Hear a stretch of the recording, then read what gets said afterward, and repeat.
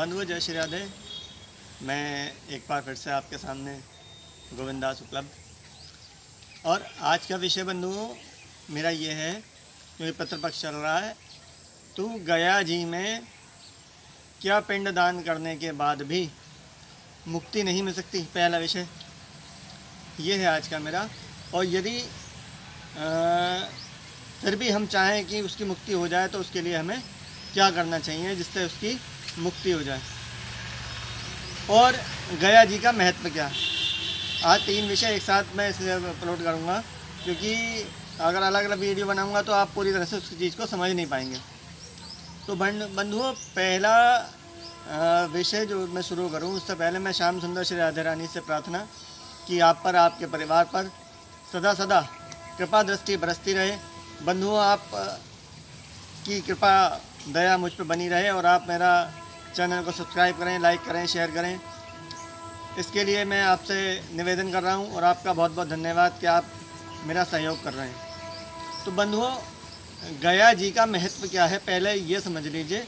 गया जी में एक राक्षस रहता था जिसका नाम था गयासुर। और गयासुर जो था वो असुर होने के साथ साथ एक बहुत बड़ा विद्वान भी था, भगवान का भक्त भी था। तो होता क्या था कि जितने देवी देवता थे ये और जो ऋषि मुनि थे, तो यदि कोई धर्म अनुष्ठान करते थे तो वो गयासुर के पास जाके पूछते थे कि गया बताओ कि हम इस अनुष्ठान को किस तरह से करें, इसमें किस तरह की पूजा करें, इसमें किस तरह का आचरण करें, क्या करें।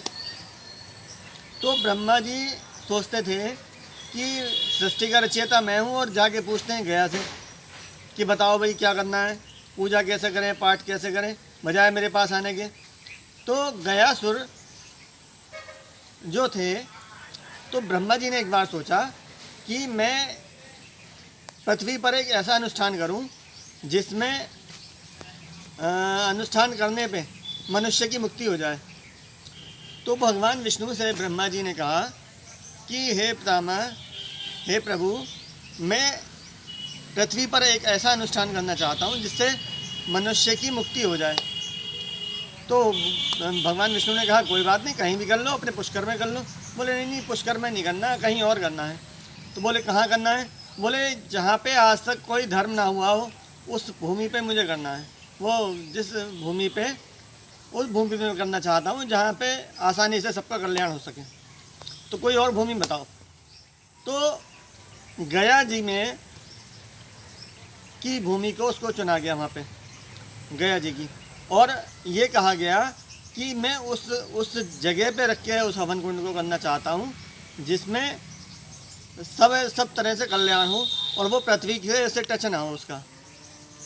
तो करा क्या गया, तो गयासुर को कहा गया कि गयासुर तुम सो जाओ, तुम लेट जाओ और तुम्हारी जो वृक्ष स्थल है इस पे हवन करेंगे हम जीव के कल्याण के लिए। तो गयासुर बोले भाई ये कैसा हवन है और क्या है? तो बोले कोई बात नहीं, आप लेट जाओ। तो भगवान विष्णु से कहलवाया गया। तो गयासुर जो है वहाँ पर गया जी में लेट गए और उनसे कह दिया गया आप 3 दिन के लिए सो जाओ, 3 दिन का यज्ञ है, उसके बाद आप उठोगे, कोई दिक्कत नहीं, फिर तो आप सुरक्षित हो ही, कोई दिक्कत नहीं है। तो गयासुर सो गए। अब गयासुर पापी भी थे क्योंकि राक्षस थे, और पूजनीय भी थे क्योंकि धर्म कर्म बहुत करते थे। लेकिन फिर भी जब तक कोई यज्ञ हवन हमें करना है तो वहाँ पे पूरी शुद्धि होनी बहुत ज़रूरी है। तो करा क्या गया, ब्रह्मा जी ने कहा भाई इसको शुद्ध करना है तो अमृत हमें चाहिए। अब अमृत की खोज करो कि अमृत कहाँ पे है। तो अमृत की जब खोज करी गई तो सबको दौड़ाया गया। तो उस समय एक बहुत सुंदर पक्षी होता था और आज भी है वो पक्षी। तो उस पक्षी ने उस अमृत की खोज की, और वो पक्षी कौन सा था? वो पक्षी था कौवा। और कौवा इतना सुंदर था उस समय, इतना सुंदर था कि कबूतर भी आपका सफ़ेद से सफ़ेद कबूतर भी फेल है, इतना सुंदर कौवा था। तो कौवा जब 3-4 दिन भटकने के बाद उस अमृत तक पहुंचा तो उसको प्यास भूख सताने लगी। तो ब्रह्मा जी ने जब भेजा था तो कहा था कि वो अमृत शुद्ध लाना, उसमें झूठन ना पड़े किसी तरह की। लेकिन कौवे को प्यास इतनी लगी, भूख इतनी लगी कि उससे बर्दाश्त नहीं हुई और उसने उस अमृत का पान कर लिया। तो जब पान कर लिया और आके कौवे ने बता दिया कि फला फला जगह अमृत रखा है, आप ले आओ और इसे पवित्र कर लो और उस पर आप हवन कर सकते हो। तो जब अमृत को लाया गया तो कौवे ने ब्रह्मा जी के कान में कह दिया कि प्रभु ऐसे ऐसे बात हुई और मुझे प्यास लगी, भूख लगी और मैंने इस अमृत को झूठा कर दिया। कोई बात नहीं। अब जब झूठा कर दिया तो ब्रह्मा जी ने कहा, हे कौवे, मैंने समाज के कल्याण के लिए, जगत के कल्याण के लिए तो उसको मैंने कह के भेजा था कि इसको झूठा मत करना, कुछ और खा लेता, पी लेता, क्या दिक्कत थी। तो जिस तरह से तेरी बुद्धि काली है, जिस तरह से तेरा मन काला है, उसी तरह से तू भी काला हो जाएगा।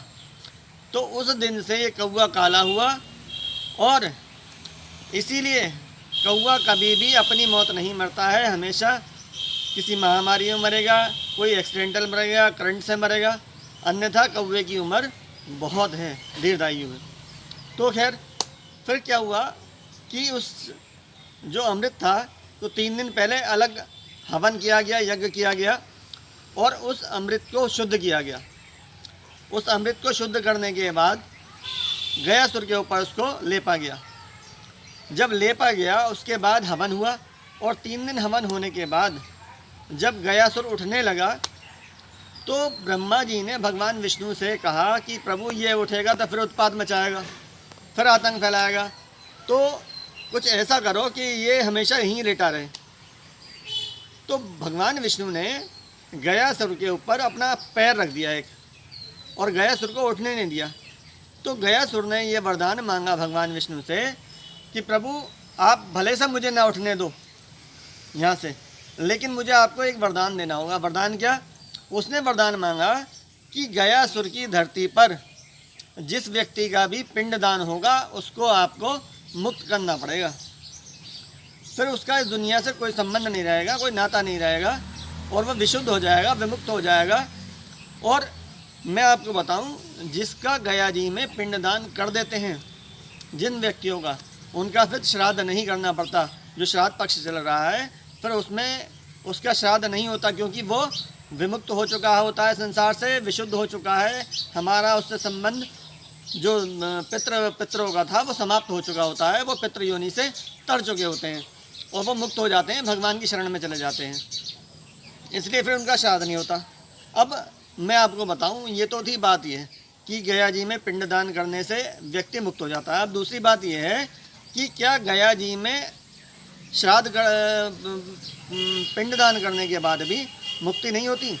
हाँ, ये भी सत्य है, क्योंकि गया जी का एक प्रमाण ये भी है कि गया जी में जब तक हमें अपने गोत्र का पता ना हो, जिस व्यक्ति को गोत्र का पता नहीं होता है उसकी मुक्ति नहीं होती। क्यों? क्योंकि जब तक गोत्र नहीं बोला जाता, जब तक जैसे आप किसी श्रेष्ठ ब्राह्मण से आप अपने घर में पूजा अनुष्ठान कराएंगे, कथा कराएंगे, कुछ भी कराएंगे, तो संकल्प 2 बार होता है, एक कथा पूजा हवन शुरू करने से पहले और एक समापन के बाद। इसके विषय में बहुत विस्तार से मैं आपको अगला वीडियो बनाऊंगा, एक उसमें बताऊंगा कि संकल्प का महत्व क्या है। तो जब तक हमें अपना गोत्र नहीं मालूम तब तक वो जीव तर नहीं सकता, क्योंकि गोत्र के नाम से पिंडदान हुआ नहीं तो तरेगा कैसे। अब बात ये आई कि भाई गोत्र भी नहीं पता तो फिर वो तरेगा कैसे।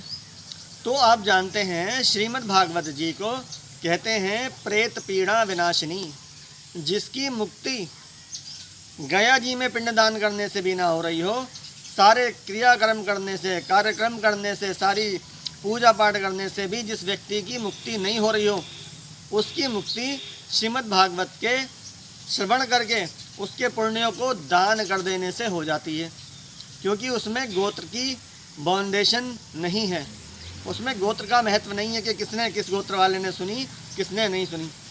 तो एक तो ये उपाय, और दूसरा इस समय श्राद्ध पक्ष चल रहा है और श्राद्ध पक्ष में जितना आप भागवत जी सुनेंगे, जितना आप करवाने की कोशिश करेंगे, करवाएंगे तो बहुत अच्छी बात है।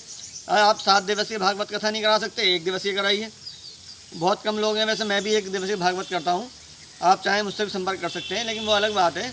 आप गीता का पाठ करें, आप रामायण का पाठ करें, जितना आप ये पाठ करेंगे, और उस पाठ करने के बाद करवाने के बाद जब अपने पुण्यों का दान करेंगे तो उससे भी आपके पितरों की मुक्ति हो सकती है। लेकिन इन सब में श्रेष्ठ जो है श्रीमद् भागवत जी को ही ऐसी स्थिति में माना गया है। तो बंधुओं, आज मैं आपको इतना ही बताना चाहता था। इसके लिए आपका बहुत बहुत धन्यवाद। जय श्री राधे, जय श्री कृष्ण।